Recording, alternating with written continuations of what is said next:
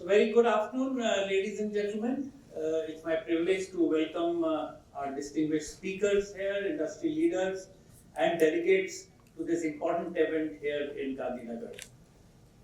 Friends, as you know, the global automotive industry is going through one of its most profound transformations ever seen in its entire history. We are witnessing a simultaneous shift not only in powertrain technologies but also in digital technologies as well as energy systems. At the same time, I think India is in a good sweet spot and is emerging as one of the most important growth engines for the global automotive sector. It is therefore both timely and important that we have gathered here today at the 5th edition of iACE Mototech event to discuss a theme that is going to shape the next phase of the industry. The theme for this year's conference, call for local or localizing the automotive supply chain, is both timely and strategically very important. Over the past few years, the global automotive industry has experienced unprecedented disruptions. We have recently witnessed, people who are in OEMs, they'll know it, severe shortages of import-dependent components such as semiconductors and also the rare earth magnets. We have also experienced significant logistics bottlenecks, pandemic-driven shutdowns, and geopolitical uncertainties have all become part of the operating reality for global supply chains. We all know today we are in the midst of another very big geopolitical situation. The closure of the Strait of Hormuz has had an impact on all of us, I'm sure we know. So I think all these have clearly demonstrated one thing, and that is resilient supply chains are no longer optional. They are essential. For many decades, global supply chains were optimized primarily for cost and efficiency. But the world today, across industries, are re-strategizing supply chains, not only for cost efficiency, but for resilience, reliability, and strategic independence. Hence the strategic importance of localizing the automotive supply chain. Now let us look at how India presents a significant opportunity for all of us today. Today at $4.2 trillion, India is the fourth largest economy in the world and set to become the third largest, I think, within the next 2 years, earlier than 2 years. Also today is India is today the third largest automobile market in the world, producing over 25 million vehicles across segments. The auto component industry, a lot of you would be representing that, is already a $70+ billion sector with exports reaching nearly $21 billion and growing steadily. I think with the right ecosystem and policy support, India has the potential to become one of the most important global supply chain hubs for the automotive industry. If vehicles can be, I sometimes wonder if vehicles can be manufactured in India for global markets, which Maruti is doing, many other OEMs are doing. Why should their components not also be manufactured here for the world? Several powerful trends are shaping the opportunity with respect to evolving powertrains as well as the fast-changing vehicle architecture. Let me talk about these two trends. First, we all know we are seeing a transition towards new powertrains. Today we have electric vehicles, strong hybrids, plug-in hybrids, alternate fuels, and of course hydrogen technologies are also evolving very fast. I think electric mobility, no doubt, is gaining very strong attraction globally. India too is gaining a lot of popularity today. But the EV market in India, which is at 2.4 million as of 2025, the penetration is only low at 8%. I think a lot of issues still need to be resolved. Range anxiety is one of them, charging infrastructure availability, a lot of dependence on imports. We have lithium, fuel cells, battery technologies. They continue to moderate the adoption rate. Meanwhile, strong hybrids are emerging as efficient bridge technology for the passenger vehicles. The sales of strong hybrid passenger vehicles have grown 5 times in the last 3 years. Another significant technology gaining traction is the CNG vehicles that have grown significantly over the past decade as a clean and economical solution. In fact, the CNG penetration in passenger vehicle segment has risen sharply to 21%.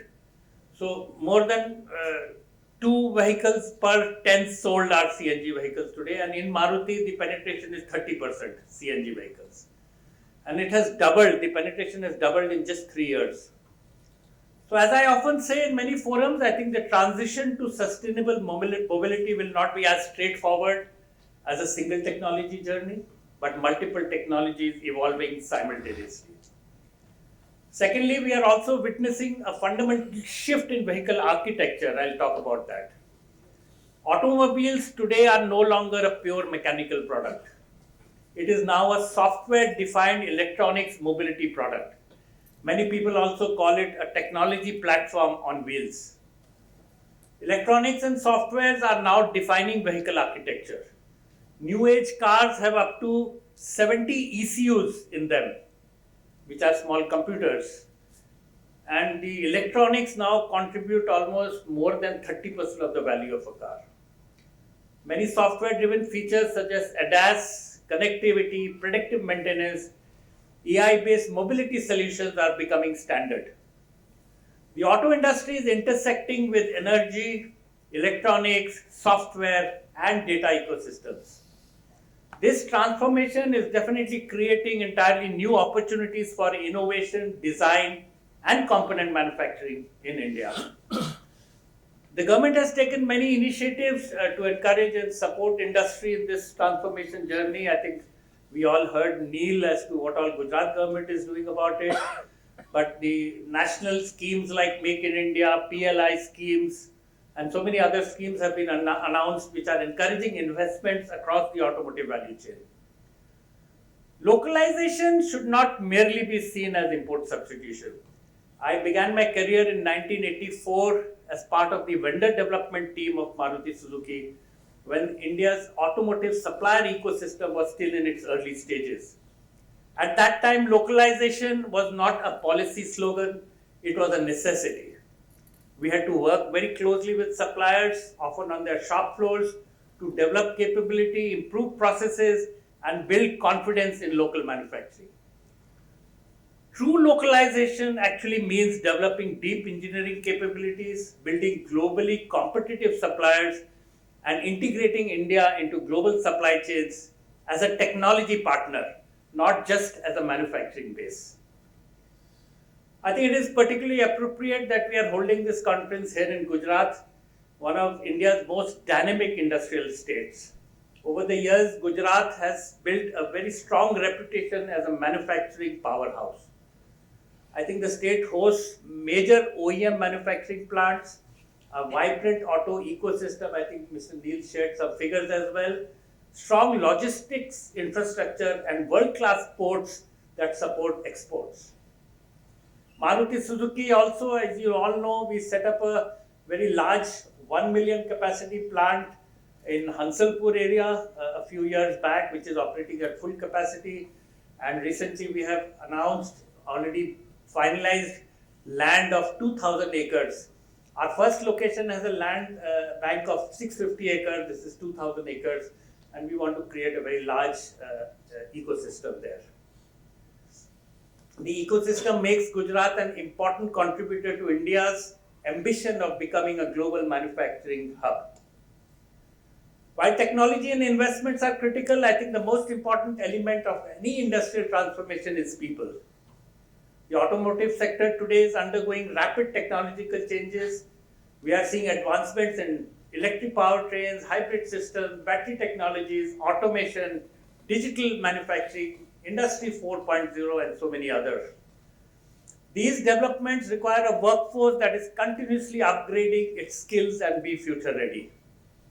That is where institutions like iACE play a very vital role. Through its initiatives, iACE has been working very closely with the industry to train, skill, and make young talent employable within the automotive ecosystem.